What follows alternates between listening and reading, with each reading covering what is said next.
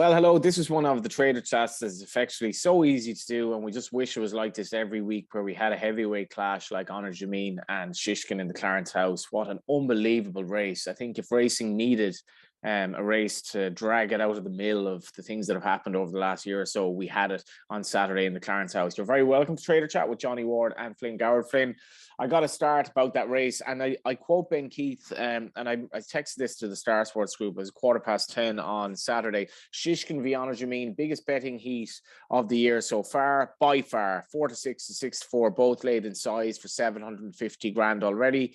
Come on, the Rags. Now, admittedly, the Rags didn't get involved. We obviously had Energumene, who's owned by the owner of Brighton as well, who's obviously a bit of a punter. So there are lots of suggestions that he might have had a bet with someone or other. How did the race go in terms of betting for the firm? What was it like a kickoff? I suggested, I think, last week that it'd be fairly close. It actually was quite close, 4-5, 6-5, or 5-6, 5-4, I think. What did you make of the race, and how did it go for the firm? Well, firstly, fantastic spectacle of a race, just an unbelievable watch. It's a race that had everything, really. Shishkin looked beat down the back. He nodded on landing, and Energumene went that unbelievable pace. But when you watch Energumene, it doesn't look like he's a tearaway, because he's not a tearaway. He can just cruise at that really high speed and then normally stay. I'm not saying he's not stayed at all here. It's just the fact he's just been beaten by a better horse on the day, I think. In terms of the liabilities and betting wise, it's been well publicised. We laid a large bet on Energumene early on in the morning. We laid 360,000 at 6-4 on Energumene that well and truly put him as the big loser in the book. The issue we had, the reason why we actually wanted to get Energumene in a little bit, was because we thought we would lay Shishkin. We thought that's the one that's going to be the one that the punters are after, especially with Jobon running at a short price over at Haydock. We were already seeing those multiples coming through. Yeah. I laid a 10 grand double to someone the day before. So we saw these doubles starting to filter through. Then on the morning, we laid 140,000 double on Jobon and Shishkin. Later on in the day, we laid 100,000 double on Yala Enki at 4-6, or running onto Shishkin.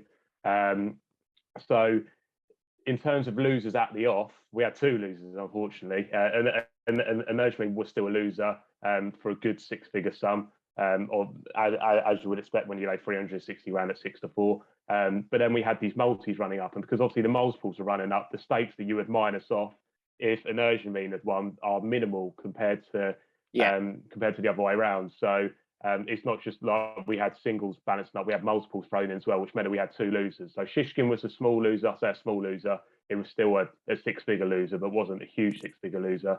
And Energumene was a much bigger loser. And then the other two were very, very good winners in the book. So as they turned round the home turn, round Swinley Bottom, we knew that we'd done our money, but it was just how much of the bank had gone.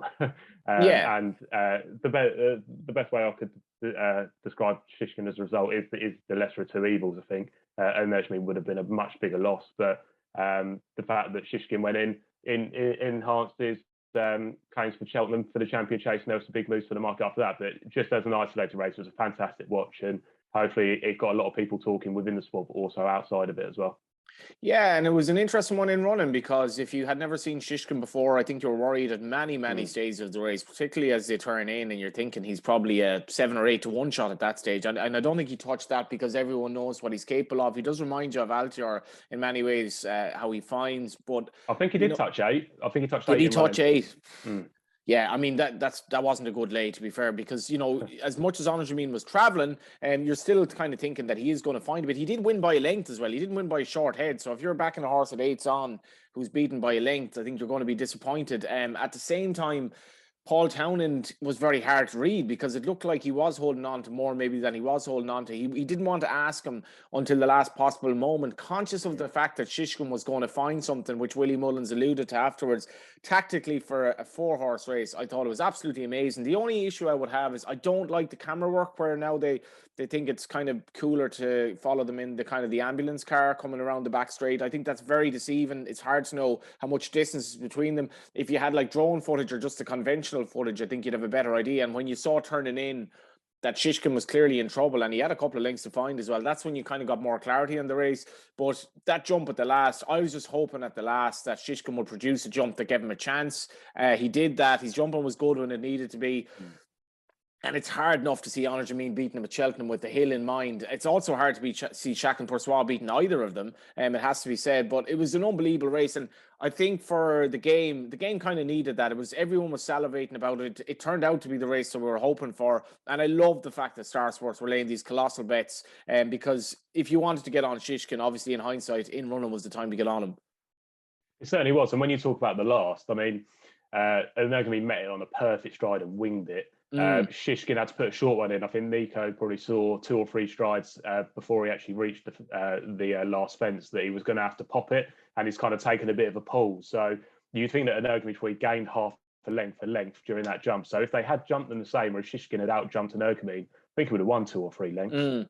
So I think these probably value for the margin. Cheltenham is going to have even more time to make that up. Just in terms of prices for the Queen Mother Champion Chase, Shishkin's 8-13 from 4-5. Energumene's out to 3-1 from 2-1, so minimal movements. They've just gone apart ever so slightly. I think there's an angle here in the Champion Chase. I think there is an angle. And the angle is if you look at Altior versus Surname, right, a few years ago, I know it was on different grounds and a different race. It was only over half a mile longer.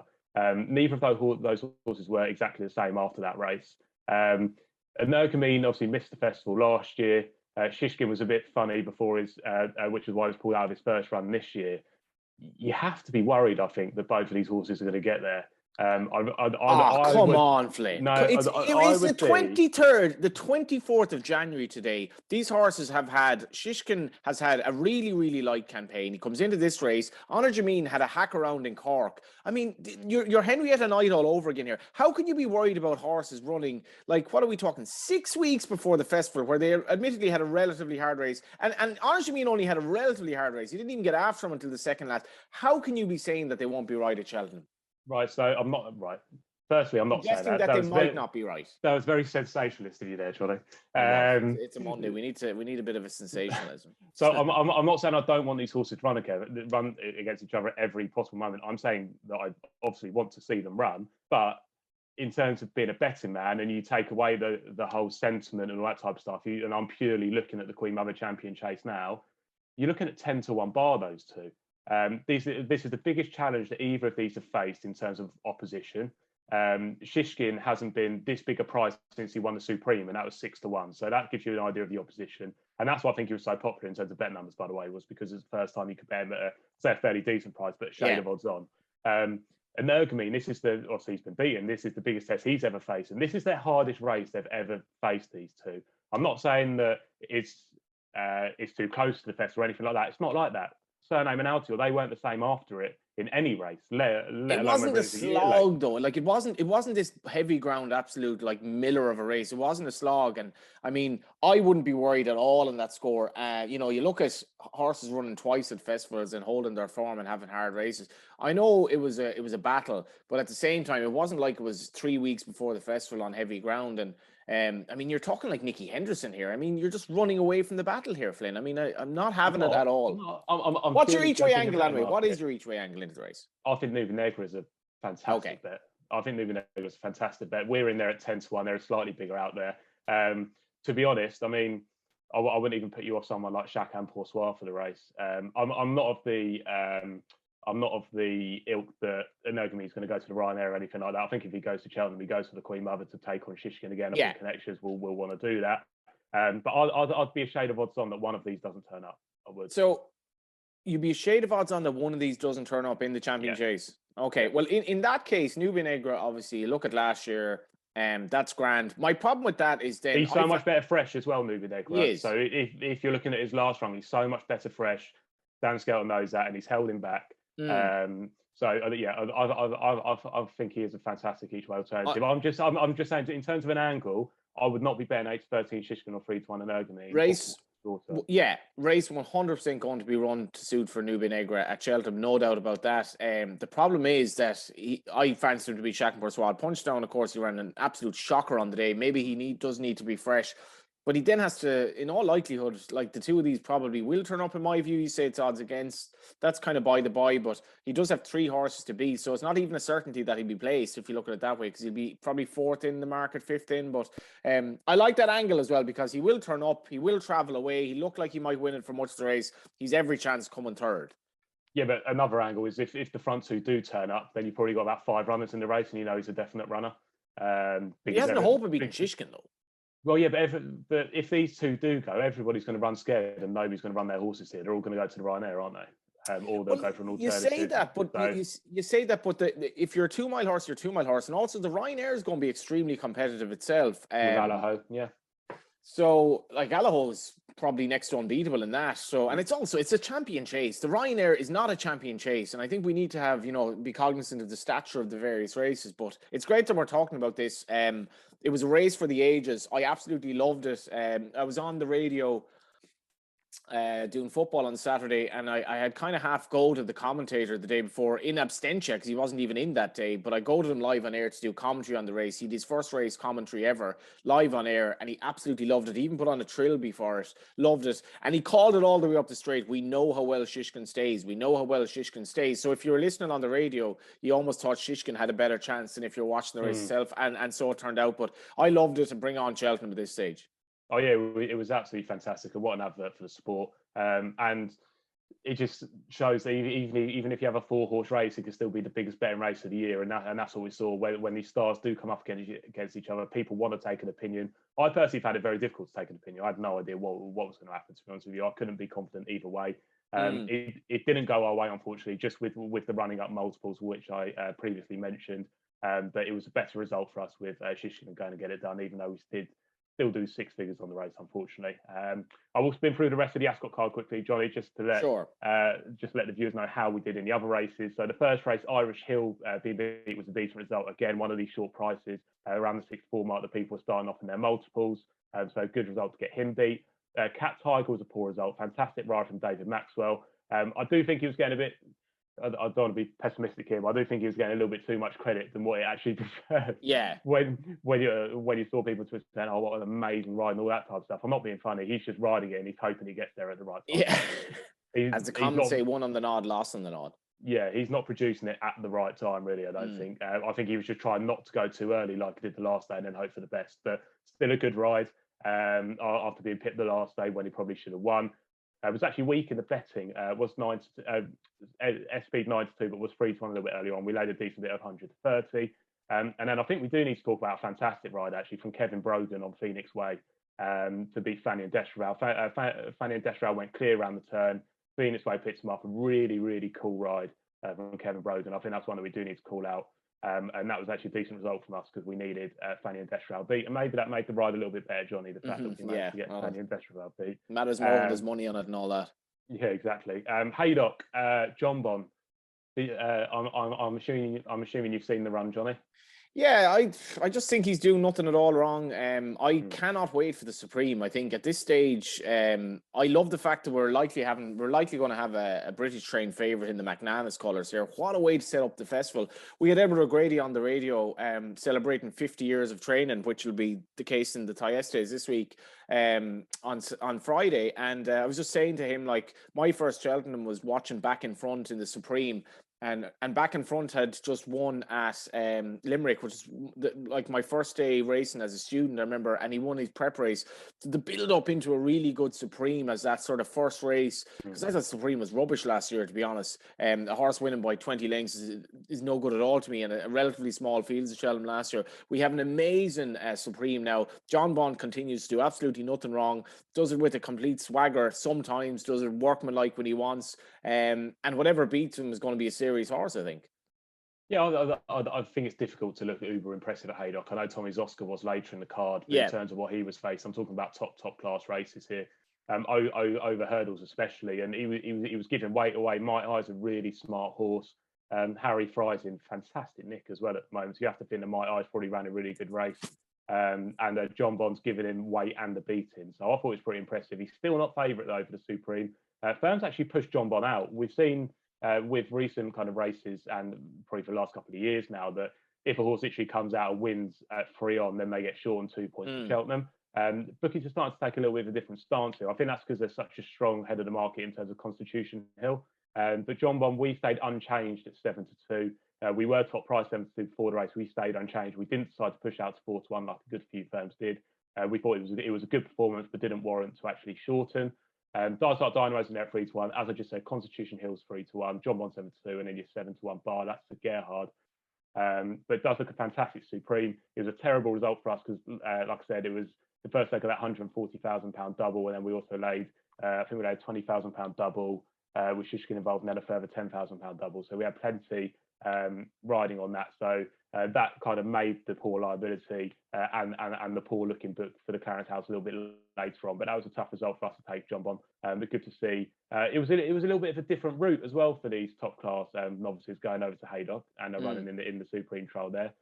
It might be the case that all the good ones have been in Ireland in recent years. We just used them in the Irish trials, but it's been a while that I've seen a decent novice kind of take up at Haydock. So that was good to see. We'll see if the two of them actually do go there as well. I mean, Nicky's got to have a temptation to try to split them apart if he can. Yeah, but Nicky's got. I mean, I would split them. I've bet Constitution Hill for the Ballymore, so I'm very weighted towards that. But when I was at Sandown when he won the first day, and he had some engine, and when you watched him, you thought this is a proper horse. I remember saying to Rory, the head of football, who I was with at Sandown, so I think we've just seen one there. I think we've just seen a proper horse, and to do that on 2 miles on soft ground at Sandown, and you know it can get really boggy there. You just know it's going to stay. Remember York Hill winning the Tolworth there in their bottomless ground again, went for the Neptune at the time and beat Yanworth. Wouldn't it be amazing if they all just turned up and Willie's 2 turned up and whatever else turns up, and you're just going to have you'll have that, all those Cheltenham preview nights will be just so excited by race 1 alone that it'll just get everyone jiggy basically. Oh, it certainly will. And we're actually going to start looking at the Cheltenham specials at the back end of this week. They won't be up for a good few weeks yet, and probably towards the back end of February, but we're going to start the conversation around that in the office. So if any viewers do have any requests in terms of Cheltenham specials, then do get them through in the comments. We could even price up who's going to be favourite market. We priced up last year who's going to go off the shortest price at the festival. So there's plenty that we can kind of be getting stuck into in terms of specials. So do let us know if there's any requests there. Just in terms of the rest of the Haydock card, Tommy's Oscar won as he liked. He's now a 25 to champion hurdle. That was a poor result. We laid a decent chunk at 8-13 and went off 4-7. And then Royal Pagaille, what a weight carrying performance this was from Royal Pagaille. But we are now standout 22-1 for the Gold Cup. I've actually gone 22s this morning. I thought it was a grueling race at the weekend. I know we're talking about grueling races, so you're going to tell me it's way too far in advance. Grueling race at the weekend, and I just don't think he jumps well enough at solid pace in like a proper grade 1 test. So I think he'll struggle in the Gold Cup. I mean, let's be honest here. We've missed like the main talking point of the weekend. What about Richie's Barnet? What is going on there? Shocking. What is going on there, son? Well, it's his Barnet, but it's also the tailoring of his suits. Have you ever seen a man with so much money who has such poor tailored suits? I can't say I have. I can't say I have. Yeah, it's just. I mean, the time and effort that he must put into the way that he dresses, and you just think, just get him tailored a bit slimmer. But yeah, no, it's an interesting Barnet, and I would imagine we'll be seeing much more of it. I actually read the Racing Post article this morning with him, and he was talking about the fact that they'd bought plenty of horses over the last couple of years, and he invested heavily into Willie's yard after Jenkinstown kind of pulled out. Rebuilding. And that he feels like they haven't been rewarded in the last couple of years, but they said they've got a smart horse called Mercury, who you probably know a bit about. I think it's running Thursday this week. I'm assuming it's a bumper horse, Mercury. I don't know of that horse, so I'm actually as new to it as you are. And Thursday this week, I presume, is in Thurles, is it? I think it might be Goward, maybe. Goward, of course, Thyeste's Day. So that's and that's obviously a really good card for horses being unveiled. It's in the bumper at the end. It's in the bumper at the end. It's sire is it's a Mutahir, the Dams Mangoon, but I think quite a lot of that one. So that's one to and it's got a decent benchmark in Douglas DC there as well to beat. So beautiful, interesting card this week. We kind of sidetracked a little bit there, haven't we? So lots of entertaining stuff on the racing front this weekend. Obviously the big race, I think, for racing, which has gone through a lot as a sport over the last literally 12 months, I think pretty much 12, 13, 14 months, whatever you want to say.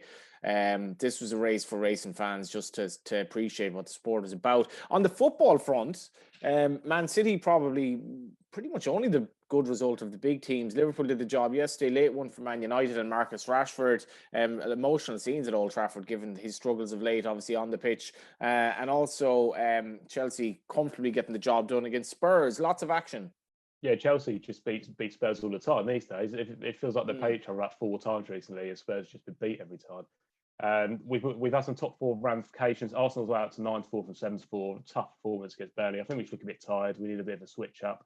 So yeah, real tough result for Arsenal. 9-4 out from 7-4.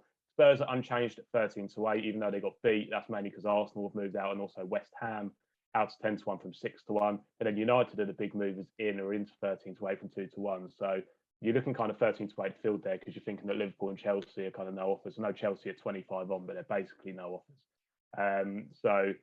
Interesting kind of developments in the top four market. In terms of relegation, we saw the big clash between Norwich and Watford.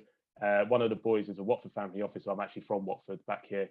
And he was at the game, and I think he was having a real tough time of it, watching Watford, or what you could see of Watford when the lights kept going out, a bit farcical there. Yeah, well, they're screwed, basically. They're absolutely screwed, because Norwich themselves, who've gone on a rally, obviously, and were briefly out of the bottom three.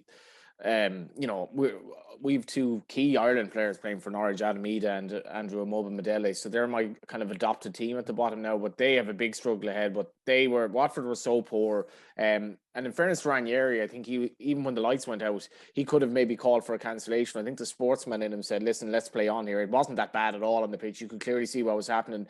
But if you did see what was happening, it wasn't good from Watford's standpoint, and they are absolutely screwed. I'm pretty sure of that. They're really in trouble. They're into 3-10 to go down from 8-15. If you want to follow Johnny's words, then you would imagine that 3-10 is a bit of value there. That's going to be the caption on the special. Absolutely screwed.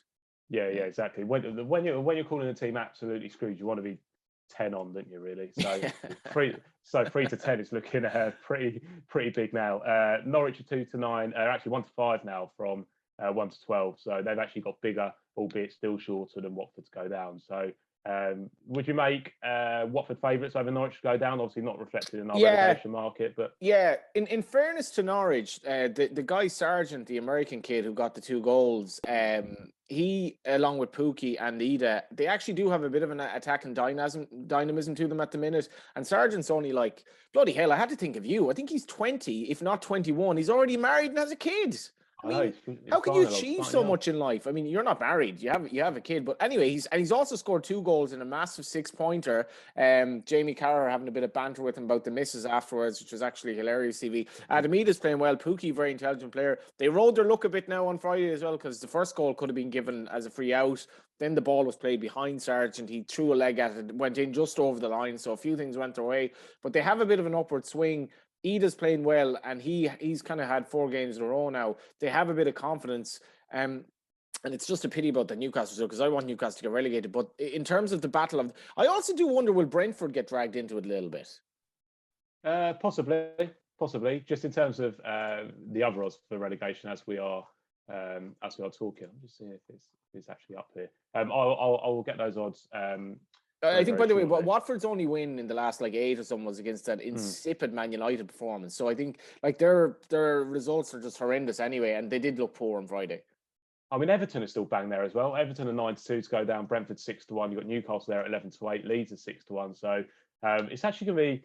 I know it's not normally nice to talk about relegation as exciting, but I think it is going to be exciting. I don't know though, Flynn, because if you need one team that isn't in the bottom 4 to get dragged in, otherwise it's one team trying to get out of a 4-horse race in effect. Because I can't see Everton. I watched them on Saturday as well. They're surely too good to go down. I don't know where they're going to go under whatever the new management is, but they played well against Villa. They didn't look like a team remotely to me that was going to get relegated, and they have a bit of a cushion as well. Well, they're 10-1 for a top half finish, actually. Everton, if you wanted to take Johnny's words on board sure again. About that now. I think they're kind of in a bit of a limbo no man's land, where they're not going to get relegated, but it's hard to see where they'll have enough maybe quality to maybe top 10. But they need. Everton is a strange club for the money they've invested. It's hard to know. They haven't really done anything. No. Really peculiar from Everton, and it's weird to see that type of team down the bottom. So that's the football for this week. In terms of just general results, obviously City were just too short to lay, unfortunately. So it wasn't even a great result. Them not winning. I think Man United were a poor result. So that was frustrating with the late goal there. But then we laid a bit of Arsenal, so the draw there. Any draw is good for us because of the 2 good offer we have.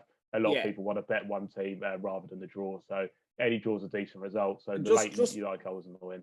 Just briefly, sorry, Liverpool rode their luck a bit at Selhurst Park, but they win their game in hand now and they close the gap to 6. So they also have to play Man City once more. So what sort of price are they now for the league?